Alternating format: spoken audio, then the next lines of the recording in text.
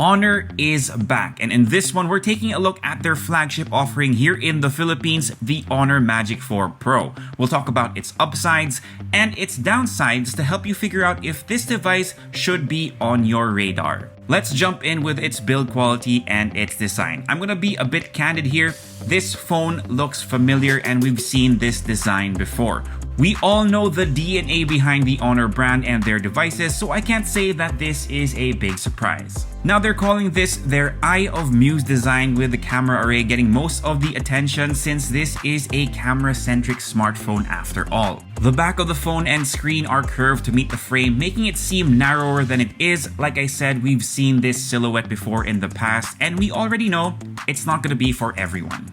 We're also getting a mirror finish on the back of the phone, which attracts a lot of fingerprints but also makes the device slightly slippery, so it's important to slap on that included case as soon as you unbox this device. A win for this device though is that it has an IP68 rating, which has been incredibly helpful the past couple of days where I've been caught in the rain.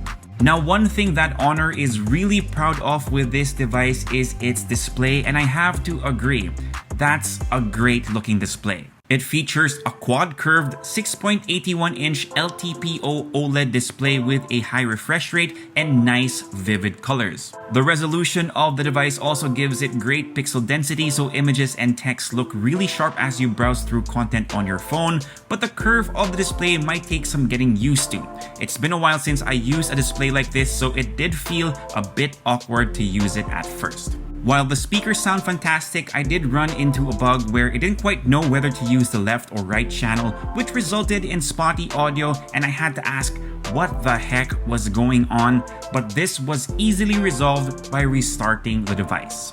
Now let's move on to the major highlight for the Honor Magic 4 Pro, its cameras. On the back you have a 50 megapixel main, 50 megapixel ultra-wide, and a 64 periscope telephoto that goes all the way up to 100 times digital zoom. Selfies, on the other hand, are handled by a 12 megapixel shooter that's paired with a 3D depth sensor in a pill-shaped punch hole on the upper left-hand corner of the screen. Photos taken in well-lit situations are definitely a win for this phone using the main and ultra-wide camera, but the telephoto can be a bit hit or miss since it will sometimes default to digital zoom versus optical zoom. So just make sure you cap yourself at 3x to maintain detail. In low light situations, the Magic 4 Pro does a good job as well, but the noise reduction in night mode can often soften finer details in the image, but won't be too much of an issue unless you have friends who really like to pixel peep every time you post a photo on your feed.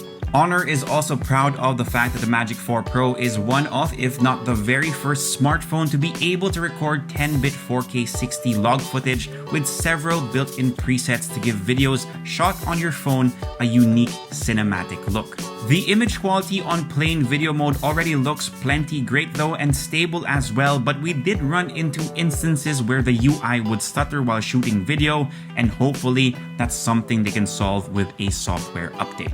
On to the performance of this phone, and there really isn't much to say. The Magic 4 Pro is powerful. After all, it is a flagship phone that's equipped with a Qualcomm Snapdragon 8 Gen 1 that's paired with 8GB of RAM and 256GB of storage. And that package was more than enough for any tasks I threw at this phone, whether I was getting work done or taking a quick Call of Duty break on the side as well. Now, if you're a fan of benchmark scores, you might be interested to see the results for this one, since Honor may have underclocked the Snapdragon 8 Gen 1 on this device, sacrificing some of its raw computing power for more stability.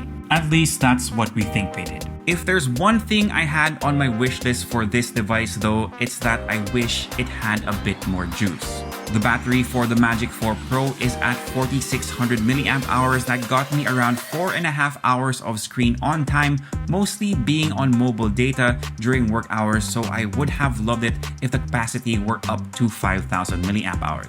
The good thing though is that it supports 100-watt charging, where I was able to top up the device from 5% to 52% in just 15 minutes. So you can simply plug in before you leave the office to make sure you have enough battery to last you the trip home and then some.